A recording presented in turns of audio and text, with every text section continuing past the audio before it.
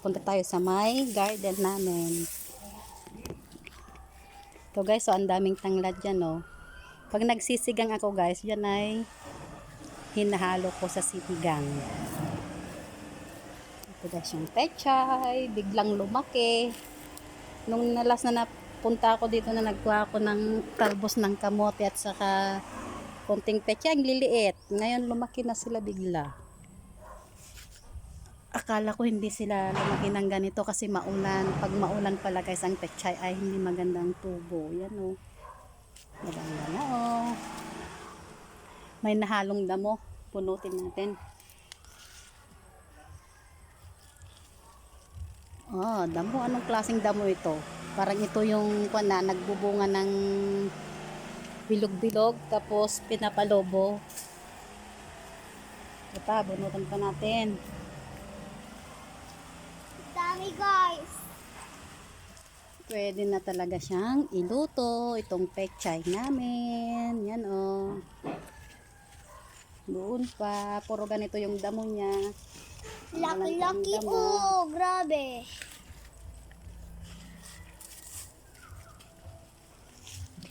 Ito pa damo.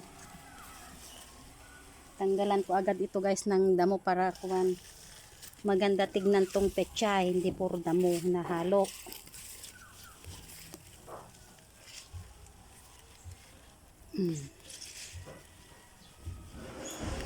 Bunot ka rin, Jab. Kikisali si Jab. Yan o. Wag na, wag na. Ay, hinawakan mo na yung lupa. Akin. Nagwash ka na nga ng hands kanina. Gawa ka na. So, magkukuha ko guys yung malalaki. Para bukas ay iluluto ko. Tapos na ka mo. Tapos na iluluto.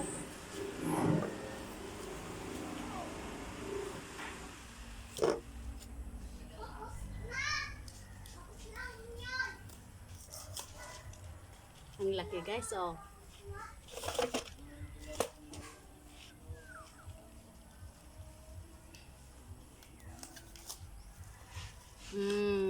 Diba? Ang laki.